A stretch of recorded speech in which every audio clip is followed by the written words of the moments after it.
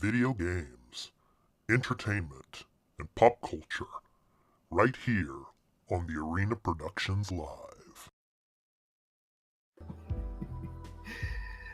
Hey everybody, we are live. Welcome into the Arena Productions Live. I'm your host Expat, along with my co-host Burley of Burleyman Gaming. So, want to welcome all of you to the show. This is our new weekday show, Monday through Friday, here on the Arena Productions YouTube channel. So, of course, I'm Expat. I have been living in Japan for 27 years now. So that's why I'm an expat. So I was formerly a basketball player a long time ago, but I got into radio and I was a DJ in San Francisco back in the early 1990s. And that's what inspired me to become a content creator here. So I love playing video games and I love entertainment and pop culture. So I decided to create this show with all the other shows we have here on the Arena Productions. So anyway, I want to introduce Burley, who is my co-host. So Burley, introduce yourself to people that might be viewing our channel for the first time. Hi, I'm Burleyman Gaming. I'm a Twitch streamer. I am also a co-host here and also on the podcast we do. I do a fair bit amount of content creation. I'll do the game for a lot of the gameplay footage you see here on the Arena Productions. Most of it I've recorded. I do most of the recording, and then I do a lot of Twitch streaming. And occasionally I will make some Streamloots decks so my chat can torture me. Yeah. All right. Cammy Reaper, welcome on in to the show. Thank you so much for coming in. So anyway, let's go ahead and get started, Burley. So, of course, this show is going to be about games, video games, also, of course, Star Trek, Star Wars, of course, fantasy, lots of other entertainment and pop culture related shows, and other news as well. So let's get into the first story that we're going to talk about on this episode, and it relates to video games, of course. So Baldur's Gate 3. So Baldur's Gate has been really popular on Twitch, right, Burley? Oh yeah, this game's been popular on Twitch. This game's been popular on Twitch because it's been in early access for like 2 years, 2.5 years almost now. Yeah. But now it's finally out. Yeah. Well, there's a problem, it seems, with a lot of players when it comes to Baldur's Gate 3. And the thing is, a lot of PC gaming nowadays is pretty much entirely digital. And when it comes to players wanting to play games on PC, there's this annoying problem with game launchers, whether it's on Steam, but Baldur's Gate 3, basically you have to log into their site, you have to create an account, and a lot of players are getting frustrated as hell with this. So Burley, do you have any comments on this? I mean, it's something that has plagued PC gamers for a long time. Yeah, this is something I hate. That they decided, okay, we're going to put this thing on Steam, Epic, and all that. But as soon as you go to launch the game, our launcher's got to come in. You got to log into that stuff. Like, this is stuff I hate because, like, it's like now I got another launcher when I go because I can't just click and play the game. And I log in, go through this stuff, like, not just as a player, but as a streamer and a content creator. It's like, okay, now I got to take an extra 2 minutes of prep time for this every time I play the game to log in, go through all this stuff. When this doesn't need this. You know what? You can, when I click the multiplayer aspects in the game, you can give me a little login message in the game and I got to log into the online server. Fine. Because a lot of online games, that's fine. I understand that stuff. But like, if I just want to go in here and play this single player, it's like more and more steps I just have to do. Yeah. Yeah. Yeah, the frustrating thing for me when playing a game online or especially PC is having to create a particular account when I just want to play the game. I don't care about, like, when I'm playing an EA game, for example. It's like, I don't want to make an EA account. Or if I'm playing a game from Activision Blizzard or something like that, I might have to make an account, like a Blizzard account. Like Diablo 4 was a perfect example. When I got Diablo 4, it's like I had to make an account with BlizzardNet, I think it was. Yeah, Battle.net. Battle.net for theirs, because that game is always online. I still don't like that. Yeah. But another annoying feature is if you were to play this on the Steam Deck, you got to go through hoops on the launcher to get these running and working on the Steam Deck. Because I bought Assassin's Creed Origins on Steam sale. I had to do workarounds to get the game working, because when you launch, when you first launch the game, it launches the Ubisoft Connect. And you got to go through hoops to get past that. Yeah. This is something like, I get it, they want to protect with DRM and have their own stuff, but it's like, the more annoying you make this, the more people that are just gonna be like, well, why am I gonna pick this up? Like, for me, it's like, do I want to pick this up on PC? I might just wait till the console version on PS5, see how it is on the console, if I can bypass. Because if I can bypass all this stuff with the console release, I might just wait for that. Yeah. Well, hopefully they fix this ongoing trend. But a lot of people are enjoying Baldur's Gate 3. Some people are saying they're going to delete it. But I don't know. I think it's pretty successful at the moment, especially on Twitch and streaming services. On Steam, I think the concurrent player base was about 900,000 and change. It was close to 1 million players. It's doing well, and from everyone that I've heard that has played it, it's a really good game, and I am very, very curious on it. I'm just waiting now, hearing all this, the launcher and stuff, and then that you couldn't preload the game if you pre-ordered. You could download 122 gigs day of. It was like, okay, I'm gonna wait. Yeah. All right, let's get to the next story. So, Burley, this is on you. So, Wizards of the Coast. So, I'm going to go ahead and bring this up here. Wizards of the Coast says it was unaware of AI art in its new D&D book. So, can you let our viewers know a little bit about the background on this? Oh, Wizards of the Coast. So, yeah. They have been, fans have been noticing that they've been creating images from AI. They were posting these on Twitter, and then realized once people started the backlash coming, they were taking them down. And they kept calling them out on Twitter, as they should.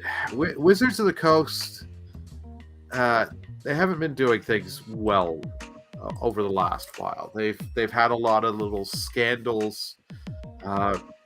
When they did the new D&D rule sets, they were also going after anyone that was using the free open source D&D rule sets. They were going after people, wanting them to be like, you pay a license fee to us, doing all this and that. Mm-hmm. So they did a lot of money grab moves, and people were mad. This is just another bad move. I believe they knew that what they were doing. They're like, okay, we can just use AI, use GPT and all these other things, generate the art. We don't have to pay artists. We can just get it done instantly. They're going to do it. This is going to be a problem that's going to get exponentially worse, I think, throughout the industry. Because you're going to have a lot of situations where these publishers, they're going to find out that there's AI that they didn't approve. And it's going to be a mess, I think. For the next couple of years, this is just going to be a nightmare between different people. And who's to say AI is fully generating it? Because I'm sure there have been cases of AI just sees the art somewhere, takes it, or takes it and slightly modifies it, and you're gonna get some artists being like, no, I drew this made this for da-da. You're now using it, selling it, and you're not paying me. Yeah, that's not right. Yeah, that's for sure. Okay, so we're going to be talking a lot about Marvel tonight, or this morning for a lot of you out in the West. Of course, it's the evening out here in Japan for me. It's like after 8:30. So, but we've got some Marvel stuff today, and this is our game trailer segment that we're going to be doing, where we're going to be showing a lot of new game trailers in each episode, probably. Some we might skip, but yeah, this is a new trailer that came out. It's Marvel related, but this has been out for a long time, and I don't know if a lot of you still remember this game. It's generally an iOS and Android related game, but I'm going to go ahead and bring it up here, and we're going to do some reactions to this trailer. So anyway, so Marvel Contest of Champions. It's introducing two new champions, the Vox and Photon. So Photon's going to make her Marvel Contest of Champions debut on August 17th. And Vox will enter the fray on the 30th of August. These newest additions, the mobile action titles roster boasts over 250 playable champions now. So both characters are making their debut in the title's update version 40.1, 40.1, Burley, via the Vanishing Point event. So the Vanishing Point event. So, yeah. Well, this game has been out since 2014. I forgot this was still a thing until you sent me the article before what was prepping. Like, this game's still a thing? This thing came out in 2014. It's almost 10 years old. So I'm guessing if they're putting two new characters, the game must still be quite healthy to warrant two new characters. Yeah. Both these characters I have never heard of. I will be completely honest. Vox and Photon, never heard of these characters. Have you? Well, no, not in the games, but of course in the Marvel universe, yes, of course. So, and Photon's going to be in the Marvels, obviously, and we're going to show that trailer here shortly. So. Oh yeah, that's true. Yeah. Microwave burst barrage. That's great. Yeah. I've never played this game, so if you are a player of this game, hey, you got two more characters to your roster. I'm wondering if this game is going to be at EVO. So I don't think it'll be if it's at EVO, it's just going to be an advertisement for it. I don't know if this is I don't know if EVO does mobile. That'll be something I don't know if it does or not. Yeah, probably not. But yeah, like Mortal Kombat's definitely going to be at EVO. All the big fighting games, Street Fighter, things like that. So yeah. So that was our game trailer reaction for this episode. So now we're going to shift from gaming. We're going to go to entertainment and pop culture. So, of course, I'm kind of calling this a Marvel Monday because it's Monday. It's not like we're going to be talking about Marvel every week, but on Monday. But yeah, we've got the Loki Season 2 trailer. I'm going to go ahead and start that up. So let's get that going here. Let's take a look at it. So we talked about this a little bit during the last episode of our post show for the Arena multi-platform gaming news podcast, which of course is exclusive to patrons over on Patreon, or the Arena Productions Patreon. But so Short Round, he's back early. Short Round is back. It's gonna save the whole timelines. It's going to be him, not Loki. Yeah. Reaper This is says, pretty I'm cool, still though, yet all to this watch time season shifting. 1. Yeah. I do like the time shifting, and the animation for it is great. This I'm really interested to see where we're fully going to go with this and how, because they set up some neat ideas, and they do, because this was our first the season 1. They set up and taught, and you get introduced to Kang. Yeah. So Yeah, and we saw a glimpse of that. Of course, in this trailer, you get a little bit of Kang, and that's from the post-credits scene from Quantumania. Ant-Man. Yep. Yeah. So I like how he patches him up there. just put a little bit of duct tape. Yeah. Bit of duct tape, it fixes everything. Yeah, it's like, and this is the other Loki that Tom Hiddleston's Loki met in season 1. Yeah. So, yeah. Time is running out. Yeah. It's going to be interesting to see, like, because we get they're showing this timeline going back this far back. Yeah. See, are we going to go? We're going to go back. Are we going to go forward? Like, where and all are we going to go? Yeah. This is the one Marvel show out of that I'm actually looking forward to. Yeah. Well, will this be the last season though? I'm wondering. So, because eventually he's got to come back to the MCU. Yeah. In some way. I think they'll do a 3-season run on this. Wow. I have a feeling, because this is going to end of this season will set up stuff for Avengers 5. And you can do it, either they do a 3rd season just before Avengers 5 or just after Avengers 5 to be like the fallout of everything. Right. I have a feeling 3 seasons, but who knows? Yeah. And of course, here on the Arena Productions, we will be covering Loki Season 2 each week with our recap and discussion episodes. So stay tuned for that. So now let's get to the Marvel trailer. The Marvels. So this came out a couple of weeks ago, but still wanted to show it. And of course, Nick Fury, he's got the plot armor from the Disney Plus series that he was just in. Oh, he's got plot armor because he's Nick Fury, too. Exactly. Wow. Yeah.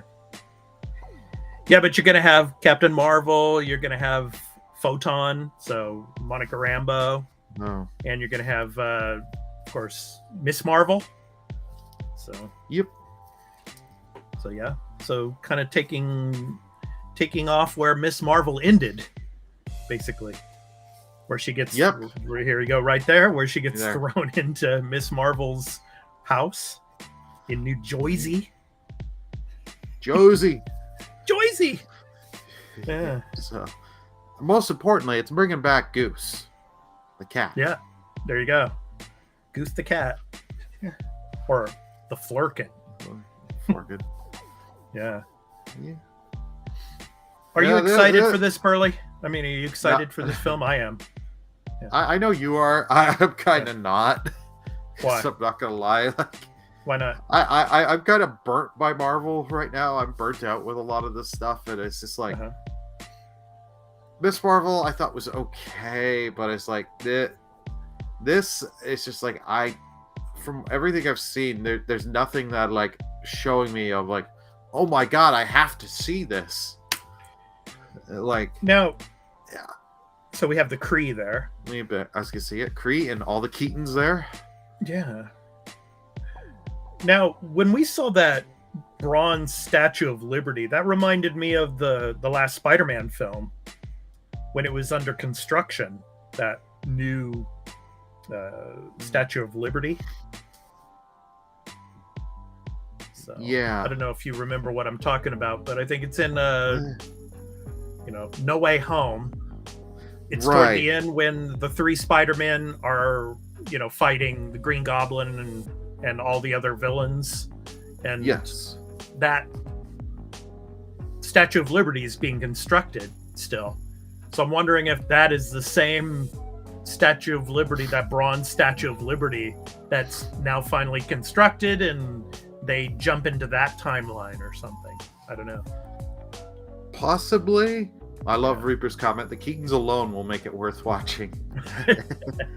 Yeah, definitely.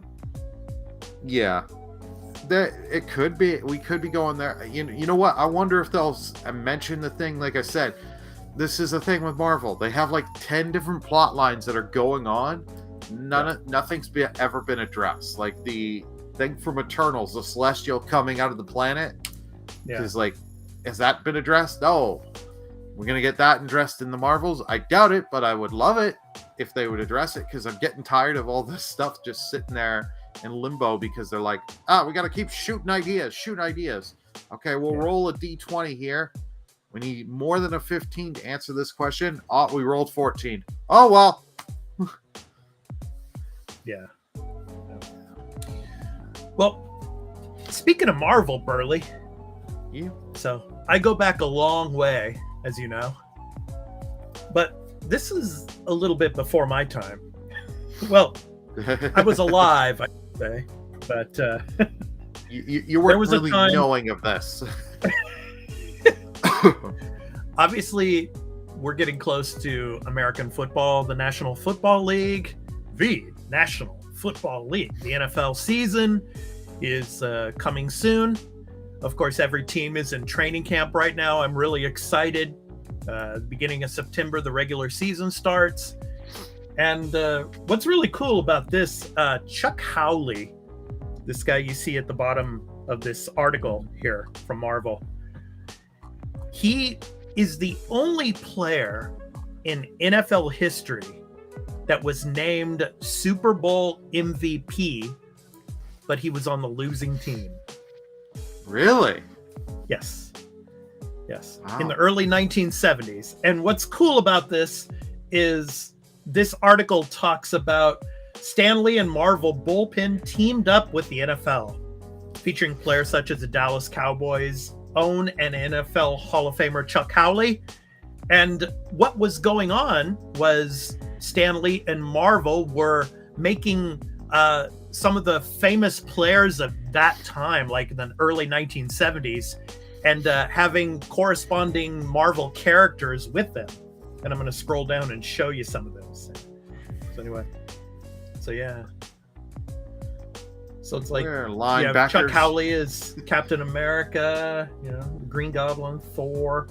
But what was cool here was that Dick Butkus, he was a legendary linebacker for the Chicago Bears. He was the Hulk. Yep. So yeah, I think that was pretty cool. So I was gonna say Dick Butkus was the only one of these players I honestly actually knew and heard of beforehand. Yeah. Good stuff. Was that Chuck guy actually a really good player? I'm guessing because he's the he was a good player. I was gonna say he must be, because if he's called Super Bowl MVP and he never won. The reason this article is coming out at this time about him is he's being inducted into the NFL Hall of Fame this year. Wow. So kind of sounds like he should have been in there much earlier. Yeah. That's the thing when you get all these Hall of Fames of like who they put in first term and who they do and don't. It is still the weirdest thing. Yeah. That's cool here. Good old Mike Curtis. See here. This new Spider-Man. Peter Parker's sensational spider powers are in the result of an accident in an atomic lab, where Baltimore's Mike Curtis got his in a mystery. Both are a couple of pussycats trying to get along in a unsympathetic world where there are always some bad guys stomping around, making life miserable. So what else is there to do but whack them around a while and then try to pick up the threads of a simple life that's always turning the corner to new adventure? Pretty cool. Was it because I was not alive and I don't know that much about the football history? Was this during the steroid days? No. Okay, these were the clean. Yeah, these were the clean years. Okay. Yeah, this is like So early 70s here. So I was like maybe 4 or 5 years old when this happened with with Mike Curtis and the others. so when you saw Mike Curtis, you were like, "That's Captain America." That's right. Yeah. And Yeah. you know what? Good They put all these players and give them like different, if they were a villain and all that, and which Marvel hero or villain and all that. Yeah. We should have got a film with them. Put them as all in these costumes. The 70s. Well, let us know in the comments in today's NFL, what NFL players would you make into Marvel characters? So probably Captain America now. It probably a few years ago, it still would have been Tom Brady, but maybe now Patrick Mahomes. So what Marvel characters would you put aside a NFL superstar in 2023? Let us know in the comments. We'd really love to hear from you on that. So, but yeah, cool stuff. Yeah. Yeah. So, alrighty.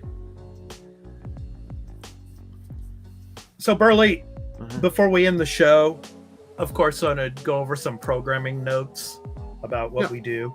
So, and before I do that, I want to show you the article I just talked about. It's from Marvel.com. Turn back the clock when Marvel and the NFL had an epic crossover. So go and check out that article. It's pretty cool. So it's about the early 70s. Probably a lot of you weren't even born yet, but still, it was the early days of the Super Bowl, and the NFL was becoming super popular in the United States. It was starting to eclipse baseball. So, yeah, good stuff. Yeah. All right. Doesn't it still? Doesn't it pretty much eclipse baseball now?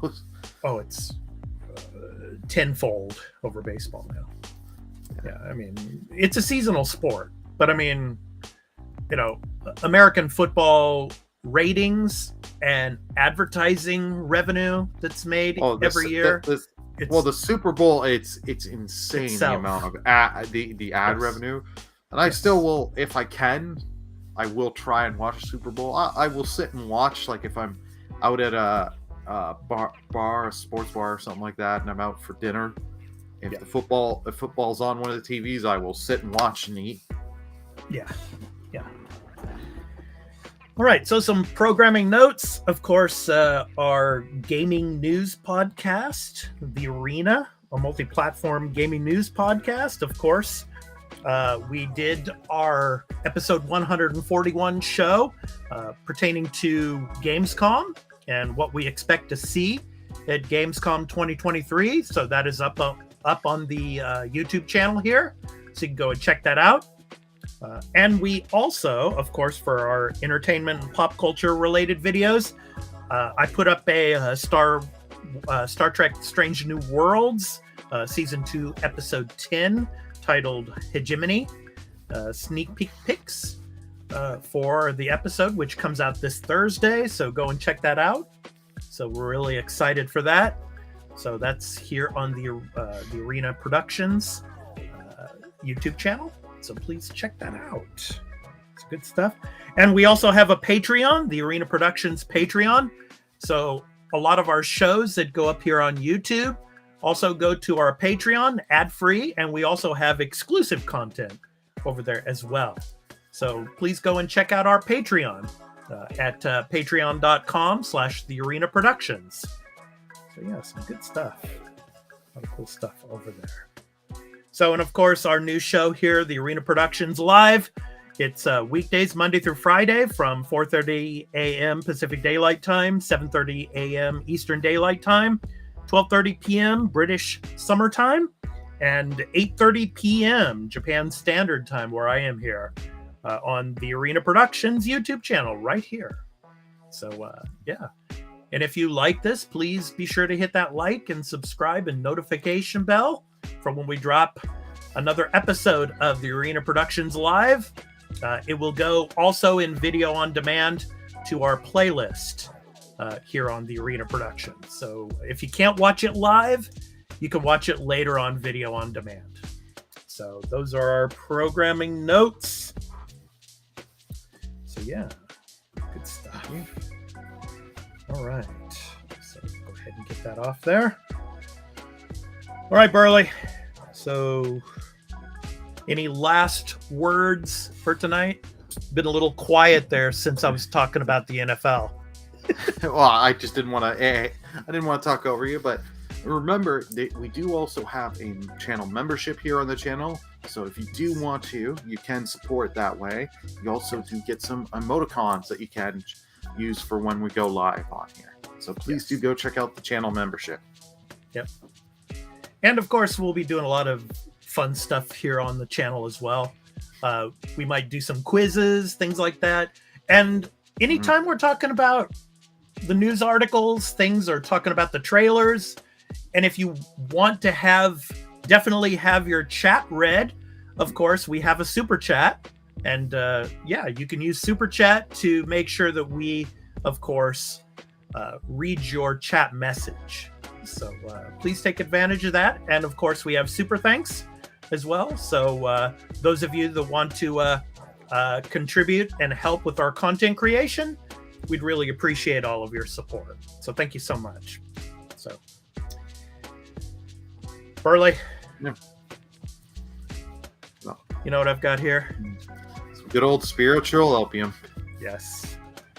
So all of you new viewers that don't know us yet, we always joke around about spiritual opium. Spiritual opium is like our euphoria for video games and entertainment and pop culture. Yeah. You know, it's like our boost for the day. So And it's the thing, we always make bets. We always make bets. If you listen to in podcast episodes and other stuff, we'll make it be like, we're like, I'll bet you a case of spiritual opium this isn't going to meet this release date and all that. So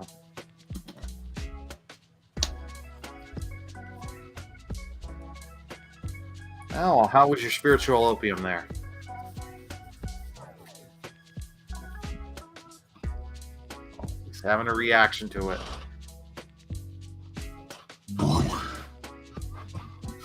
What the hell did I just drink? His voice has changed. Oh my god. You want to change your voice? Check out spiritual opium. What was that? Oh.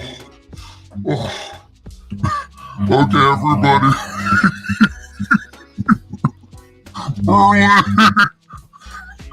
The spiritual opium kicked in fast, man. Now that kicked it pretty quick. You must have got that acting We hope badge. to catch you tomorrow. Take care, everyone. Peace out. Bye, everyone.